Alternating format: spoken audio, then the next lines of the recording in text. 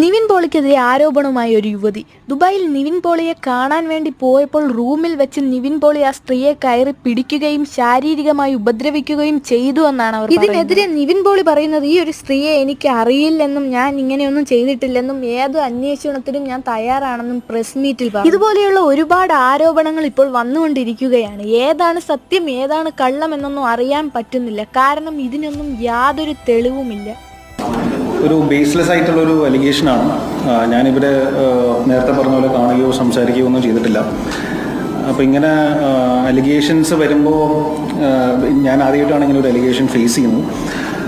അപ്പോൾ മാധ്യമങ്ങളിൽ ഇങ്ങനെ വളരെ ഫ്ലാഷ് ന്യൂസായിട്ടൊക്കെ വരുമ്പോൾ അത് നമ്മളെയും പല രീതിയിലൊക്കെ എഫക്റ്റ് ചെയ്യുന്നുണ്ട്. നമുക്കും ഫാമിലിയൊക്കെ ഉള്ളതാണല്ലോ.